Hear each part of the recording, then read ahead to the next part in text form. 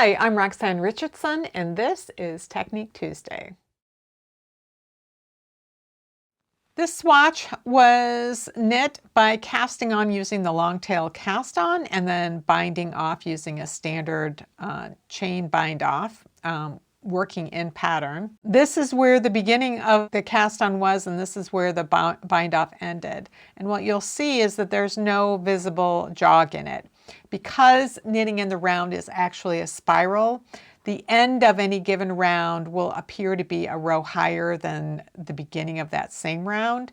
And so you can get this really visible jog at the edges unless you use some techniques that can minimize that. So that's what I'm going to show you today. I'm going to cast on 40 stitches in the round, so I'm going to measure off my long tail. I've got my slingshot hold right here. I'm going to take my needle, dive down into it, point toward myself, and then to the left. And I've just made a little backwards loop. That's the first cast on stitch. Ultimately, it will act like the last cast on stitch, which you'll see in a bit. So now I'm going to cast on 39 more stitches, and then I'll come back and show you what happens next. Okay, I have cast on 40 stitches and I'm getting ready to join in the round. Now I have a small number of stitches, so I'm going to be doing magic loop, but you could be doing this on double points or regular large circular or small circular needles, whatever it is that you want to do to join in the round. But what's important is that this first cast on stitch is going to become the last stitch of the round. So far what we have on the needle is a bunch of twisted loops that were created with our thumb yarn, and then we have a stitch on the needle which was created with the index finger yarn. We've got that for all of the stitches except this first one, which is just a twisted loop. So we're going to equalize everything by knitting this first stitch because all of these twisted loops were knitted.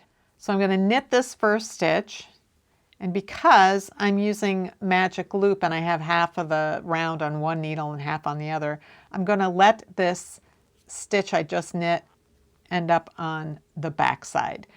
If you were working in the round with a lot of stitches and you have a stitch marker that's marking the beginning of the round, this is when you would place your beginning of round marker after you have knit that cast on stitch.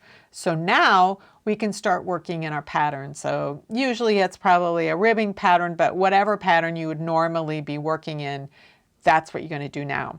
So what I'm going to do is knit an inch or so of ribbing, and then we'll get ready for the bind off. I'm going to bind off in pattern. So this is a knit 2 purl 2 pattern. So I'm going to bind off as I'm working knit 2 purl 2. And as you probably know, in order to bind off that first stitch, I actually have to knit 2 stitches. So I have to knit 2 stitches in order to bind off the first stitch. And then I can keep going. Okay, so I'm about to knit the final stitch. This is stitch number 40. So I'm doing bind off number 39. So I have this one loop left, and I'm going to cut my yarn tail. And now I'm going to just enlarge this loop until the tail comes out of it. Nothing's going to ravel because this leg is still inside to that final loop. So my swatch is completed, and you can see that this bottom edge where the cast on edge is kind of comes up like this a bit, and then there's a big gap and quite a difference between the end of the round and the beginning of the bind off round. So what we're going to do is eliminate these discrepancies along the edge. So the long tail cast on is a series of twisted loops where the strand on the edge is coming from one direction and twists around and it goes that way. But at the place where we started, both of the tails are going in the same direction. What we're going to do is create a fake twisted loop on top of that one.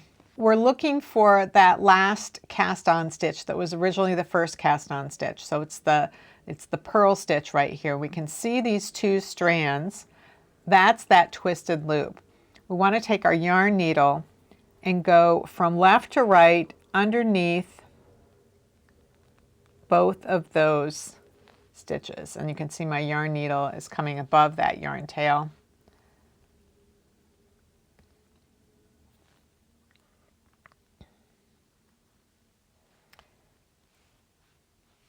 And so now I've got this continuity. So I can take this tail right here and I can find a purl bump underneath. So I'm going to come across here. There's a purl bump right here. Going to bring my yarn tail in behind there. So I've got that continuity along there. And then I can weave the yarn tail in, and I usually go up one leg of a knit stitch and then come down the other leg and end somewhere before that edge. So up here, when we finish that bind off, we've got 39 stitches, even though we had 40 stitches, but we've got 39 bound off stitches.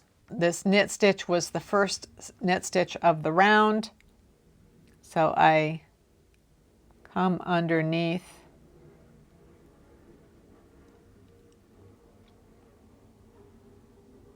the 2 stitches of that chain. Then I go back down through the center of that last bind off chain.